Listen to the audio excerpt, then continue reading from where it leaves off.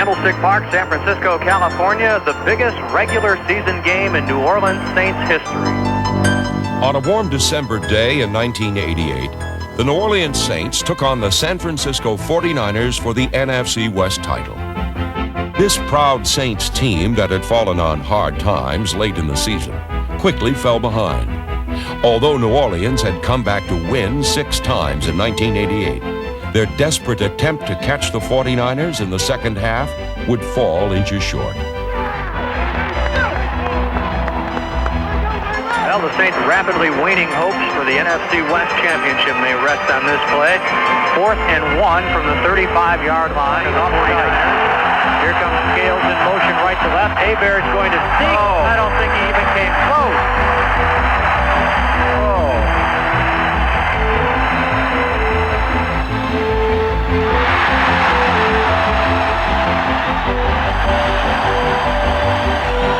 After leading their division for much of the year, the Saints' 3rd straight loss was disappointing. But it did not diminish the accomplishments of a season that ranked as one of their best ever.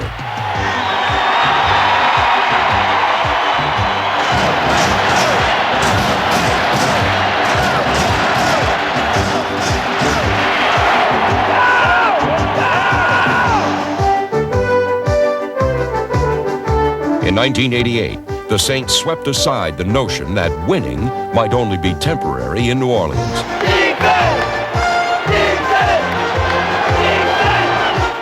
Indeed, the story of 1988 was the saga of determined players who won a number of games that Saints teams from the past would surely have lost. 12 contests were decided by 8 points or less.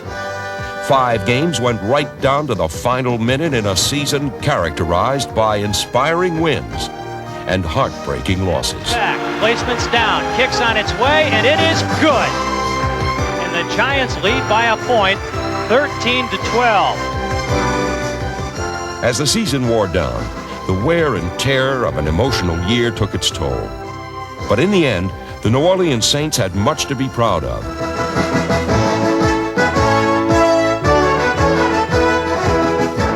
En route to their 2nd straight winning season, the Saints amassed 10 victories, recorded a 7-game winning streak, and played before a record number of New Orleans fans.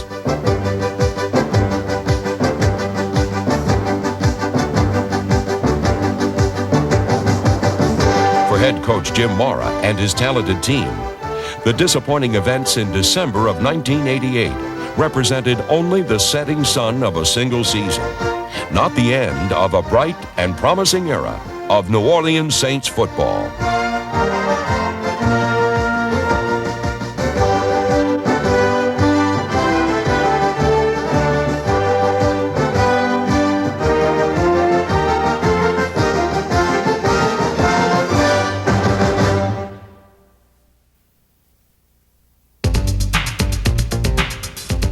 In 1988, the Saints' objective was to win the NFC West and qualify for the playoffs. They were loose and confident, but no team dances to victory on confidence alone. Their road was often a treacherous path where victories were not easily choreographed. The Saints stumbled at times, but they displayed a remarkable resiliency to bounce back and meet every challenge head on.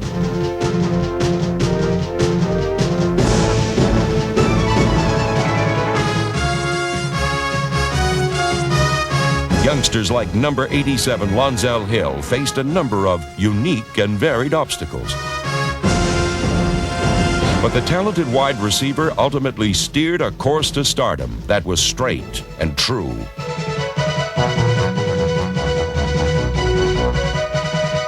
Like Hill, running back Buford Jordan also displayed a hard nose for adversity. Hebert is going to give it on the draw play to Jordan, and he crashes straight ahead. Still fighting inside the 45.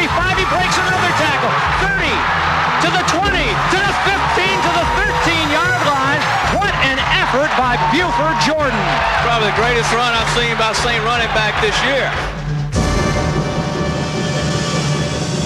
Rookie running back Craig Hayward flashed the form of a soft shoe dancer, but the Saints quickly learned why he was nicknamed Ironhead.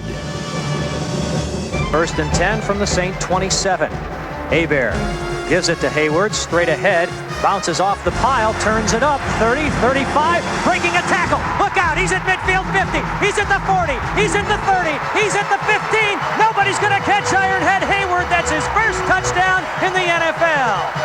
73-yard run, Jim.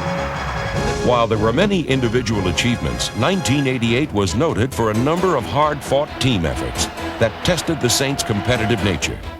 That fact was established on opening day, when the 49ers came to town. In a contest that ranked as one of the year's best, Bobby Hebert and Joe Montana dueled like there was no tomorrow. Montana drops straight back, looks in the end zone, throws, and it is caught for the touchdown, John Frank. Hebert retreats, feeling some pressure, dancing to his right, throwing in the end zone, wide open, Robert Clark, touchdown!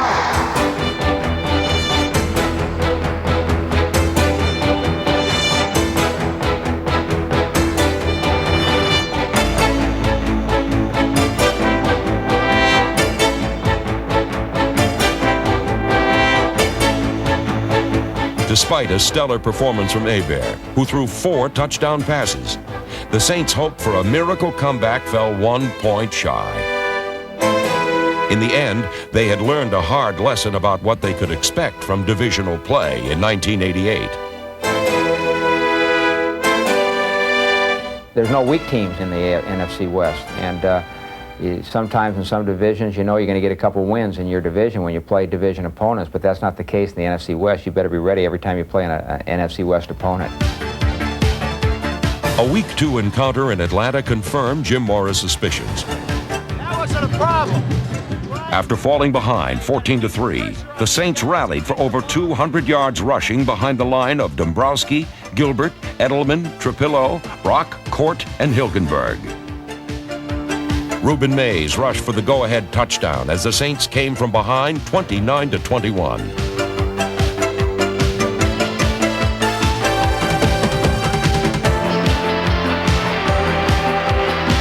The victory began a wild 7-game streak where the Saints found every conceivable way to win.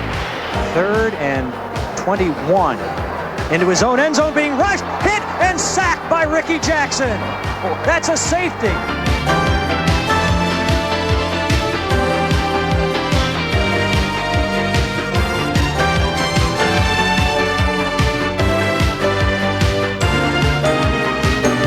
This will be a 36-yard attempt for Johnson from the right hash mark. Snap is back, kick is up, and it's blocked by the Saints. It's rolling free at the 40. It's picked up by Dave Waymer. There's nobody in front of him. He's going to go all the way for the touchdown.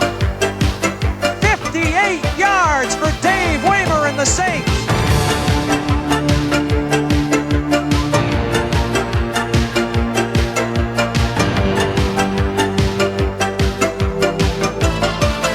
While it's true that the Saints made the most of their opportunities, the ball did have a habit of bouncing their way.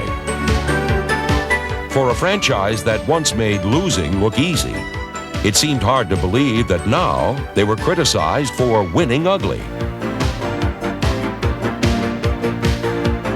Well, I don't think any win is ugly. I think every win is beautiful. And the objective is to win football games, and it doesn't matter how you do it. A key to the Saints' success was the defensive line of Frank Warren, Tony Elliott, James Gethers, and Jim Wilkes that allowed only 6 rushing touchdowns all year long.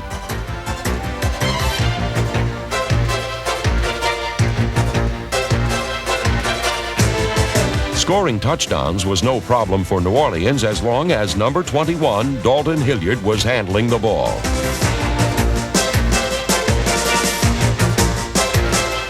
The versatile back had his finest season, accumulating over 1,000 total yards and proving to be a scoring threat anytime, anywhere, anyway. Right, the running backs are split.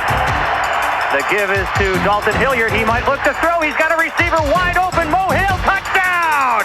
Yeah! Of course, Hilliard is not yet ready to step into the shoes of Bobby Hebert, the Saints' starting quarterback who matured into a team leader.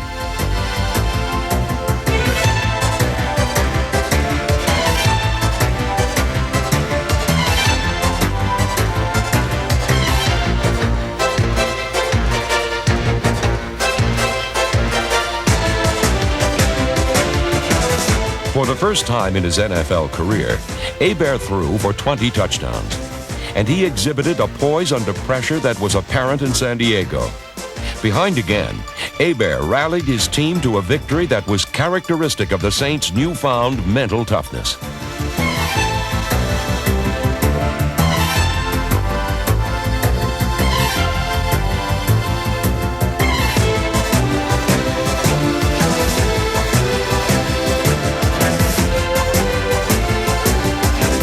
Yeah, we can get in a close ball game, we feel like, in the fourth quarter, and we can pull those games out. I think that's a big difference in the Saints today as compared to the Saints before.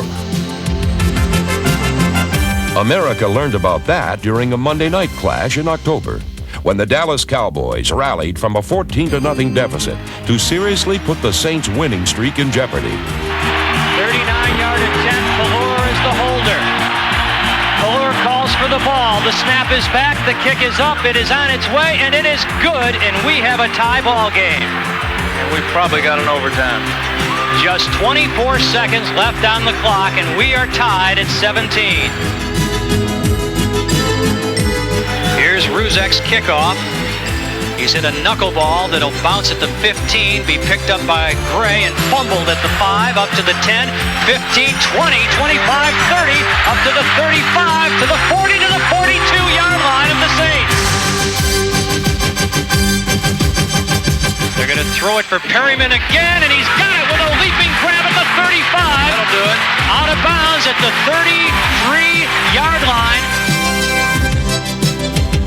It will be a 49-yard attempt from the left hash mark, and this sellout crowd will let you know what happens.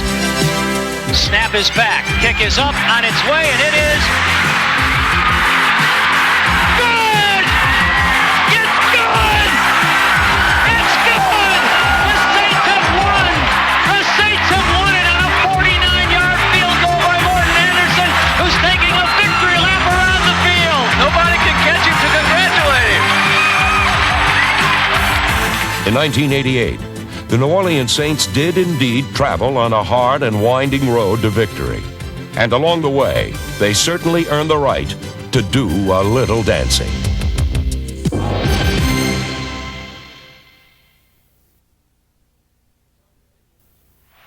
Sunday in the Superdome, where every seat is filled come game day. In all of the NFL, there is really nothing quite like the sound and spectacle of a Saints home game. Defense! Kick on, kick ass. Ready? Defense! Defense! Defense! Take it.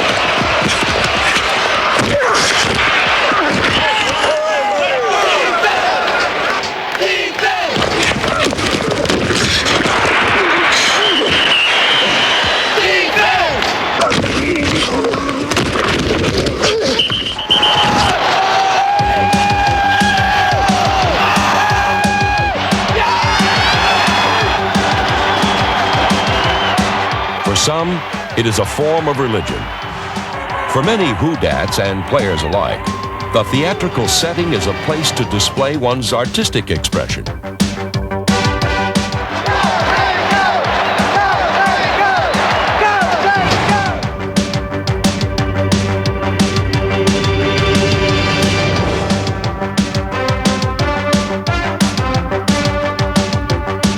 On this glittering stage, there are some stars who shine above all the rest.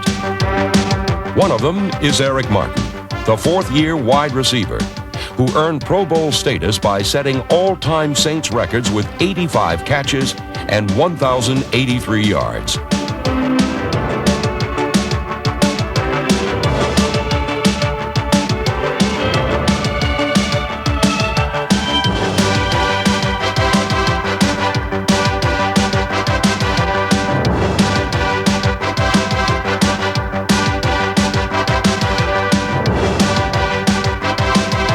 While Eric Martin appealed to Saints fans' appreciation of the artistic side of the sport, four men of a different temperament appealed to the fans' aggressive tendencies.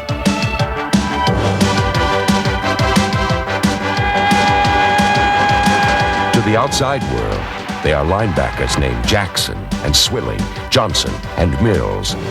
But in Louisiana, they are known as the Dome Patrol.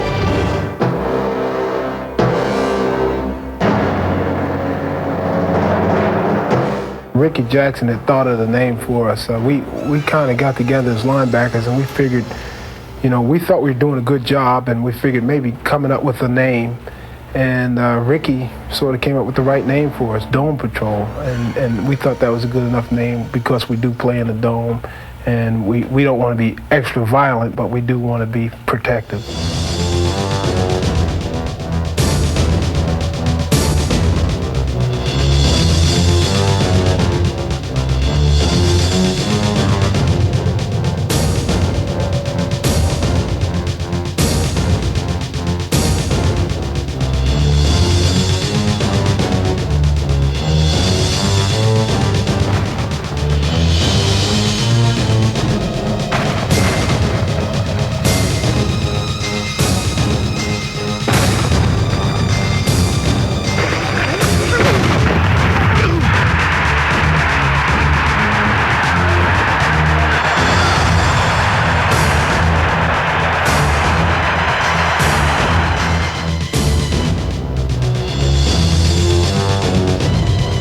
In Week 8, the Dome Patrol, with the help of safety Antonio Gibson, crushed the Los Angeles Raiders 20-6.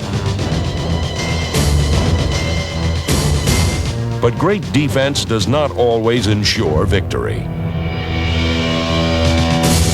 1 week later, the Saints' winning streak ended as the Rams eked out a win with a fine defensive effort of their own.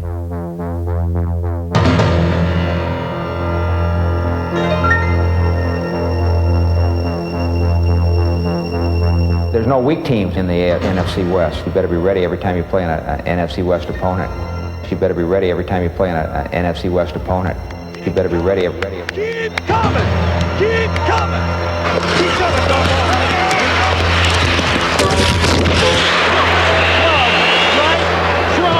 Trump! 16 Joker! Trump! Right. In the rematch in LA, the Saints got their revenge.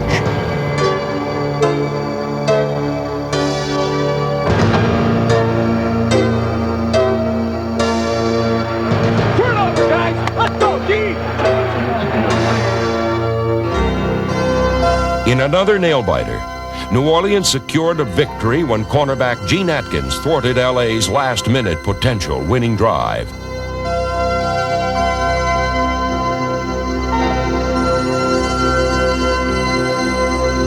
After literally playing it on the edge all season, the Saints returned home to New Orleans a team ready to explode. The Denver Broncos never knew what hit them.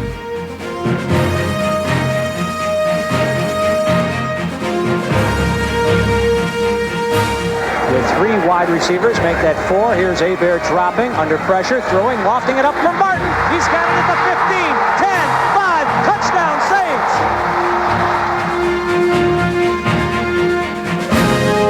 Martin comes in motion, Bobby rolls. Tice has it, juggling catch into the end zone, touchdown!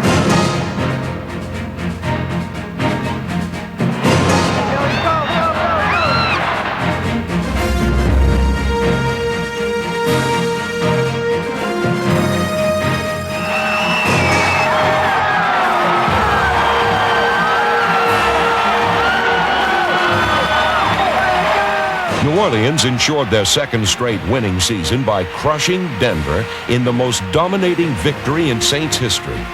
And in doing so, they even managed to raise the intensity level of the spectacle that is Sunday in the Superdome.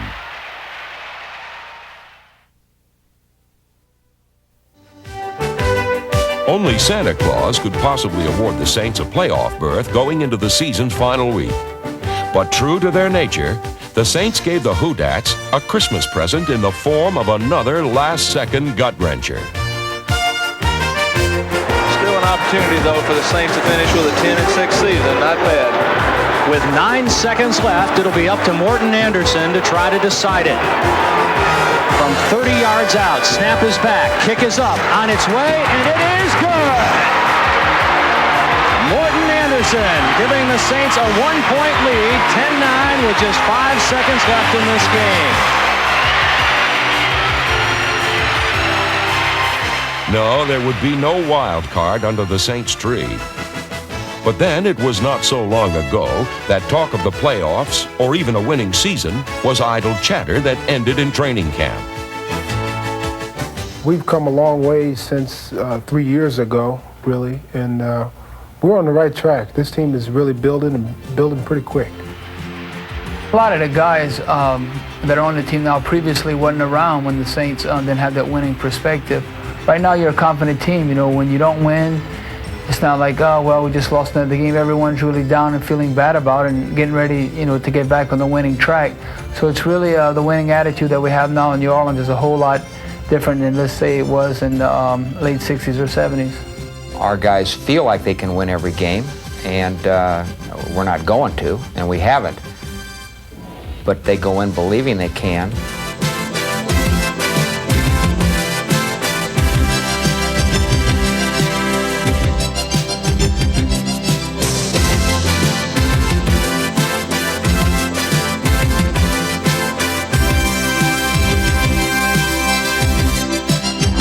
Old traditions die hard, but one old tradition in New Orleans is truly dead and buried. There is a new order under the dome.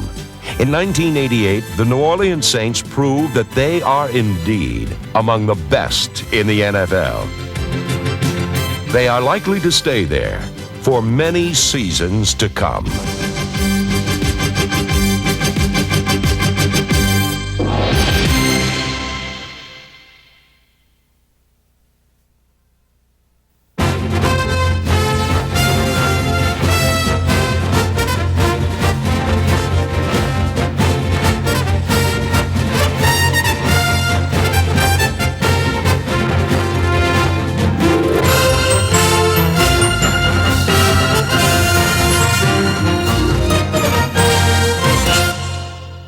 This video is part of a complete blockbuster lineup of NFL films capturing pro football's greatest plays and biggest heroes with crunches, follies, highlights, and Super Bowl hits, plus new releases each season.